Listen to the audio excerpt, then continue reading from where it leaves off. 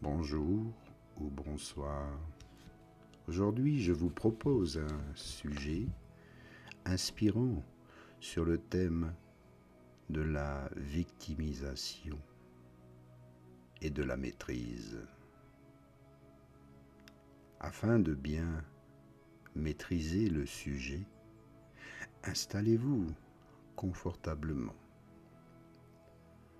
Prenez la meilleure des positions, celle dans laquelle vous pouvez vous détendre, dans un endroit calme, en toute sécurité. Prenez le temps de respirer, de s'installer et de s'enraciner. Soyez pour un instant dans l'immobilité, aussi solide qu'un chêne ou qu'une montagne.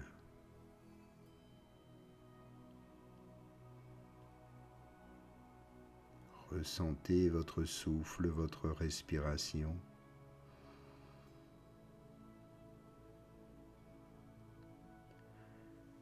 Détendez le mental, ouvrir votre cœur. Soyez à l'écoute.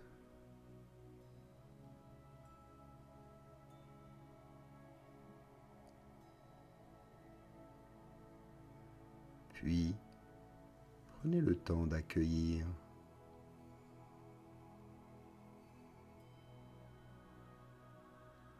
Accueillez cette maîtrise.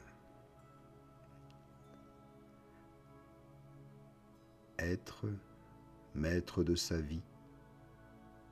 Cela repose sur quelques principes fondamentaux.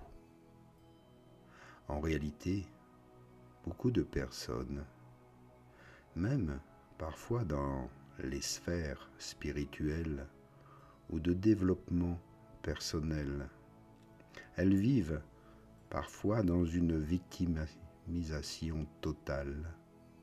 Pourtant, il est tout à fait possible de passer du statut de victime à celui de maître dans votre vie.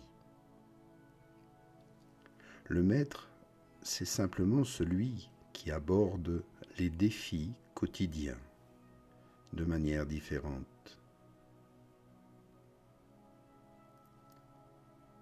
Et les défis, il les voit comme des tremplins, des expériences extraordinaires et positivement marquantes.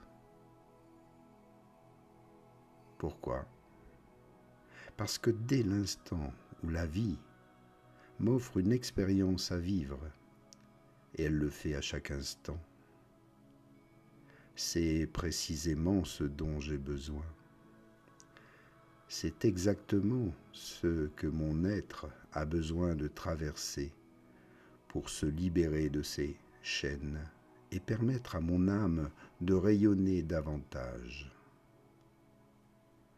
Que ce soit dans mes projets personnels, dans mes relations, dans mon rapport à l'argent, ma confiance en moi ou toutes les activités que je me permets de faire, que je mets en place. J'ai besoin de vivre ces expériences pour me libérer, pour me sentir totalement libre. Tous les défis que je rencontre sont là pour m'y aider, pour me guider vers les étapes qui me permettront, à mon tour, d'aider les autres à se libérer et à s'exprimer pleinement.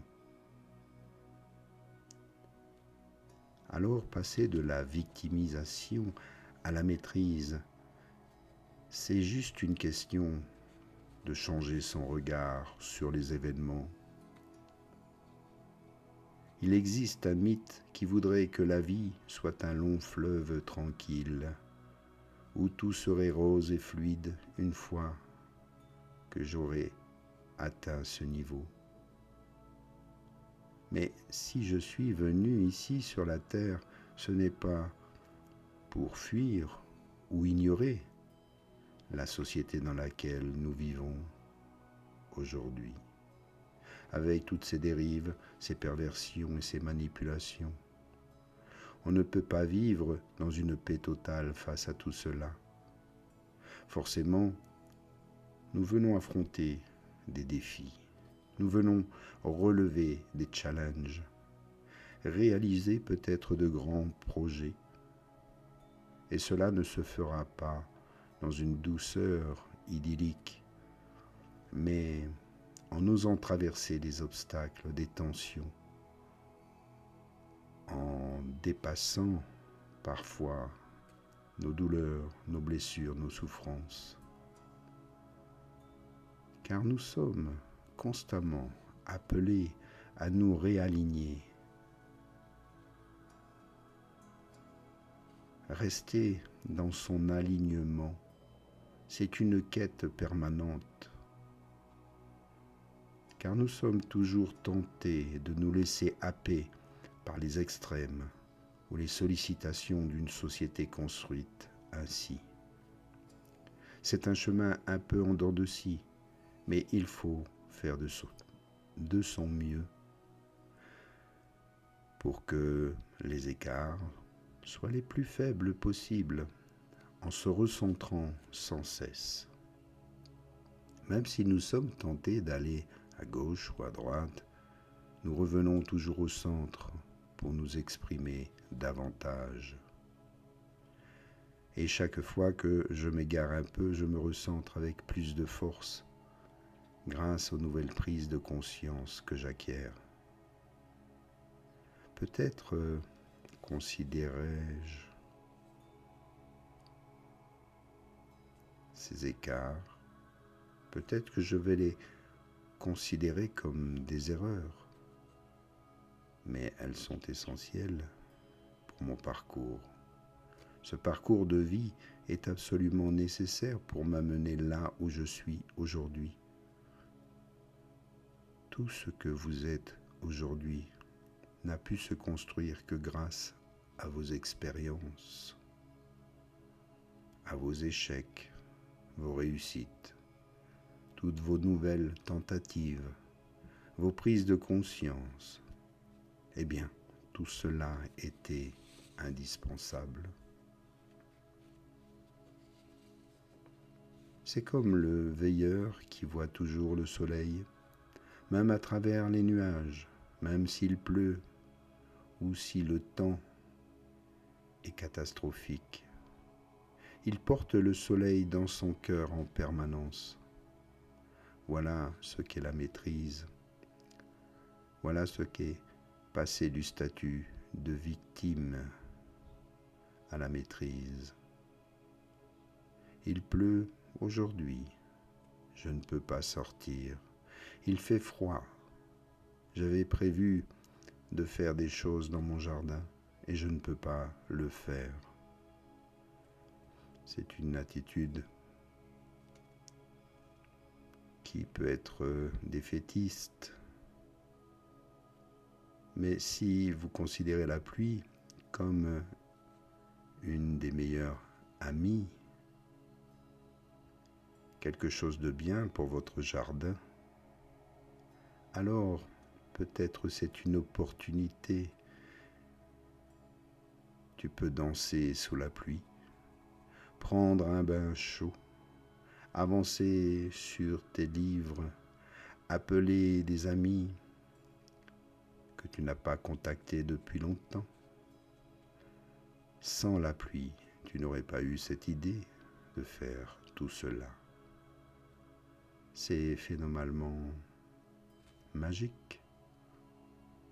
Si cela vous dérange, c'est seulement parce que cela perturbe l'ego, qui avait planifié sa journée, fixé ses objectifs. Il faut parfois se détacher de cela, revenir à l'élan spontané. D'accord, il ne fait pas beau aujourd'hui, c'est merveilleux, c'est le moment parfait pour faire toute autre chose. Et je suis toujours émerveillé par le mauvais temps. Quand j'ouvre mes volets le matin et qu'il pleut, j'entends les oiseaux chanter. Ils chantent tout le temps, même quand il pleut. Et j'ai même l'impression qu'ils chantent encore plus fort sous la pluie, comme s'ils devaient combler quelque chose. Je trouve cela magnifique. Un oiseau ne s'empêche jamais de chanter, quelles que soient les circonstances, son environnement, le temps, car c'est dans sa nature. Et quelle est la nature de l'homme, de la femme, de l'être humain? Je vous laisse méditer sur cette question. Je suis sûr que vous avez la réponse dans votre cœur, car elle ne peut résider que là. Quelle est notre véritable nature? Notre état d'esprit doit-il dépendre des conditions extérieures, de ce qui nous arrive ou pas? Nos actions doivent-elles être dictées par une conscience extérieure ou non? Je vais moi aussi méditer là-dessus. Et en attendant, je vous souhaite une merveilleuse journée. Et je vous dis à très bientôt. Namasté.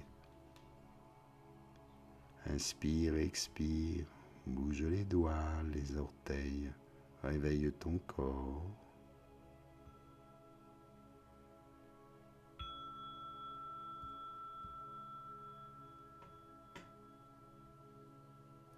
À bientôt. Namasté.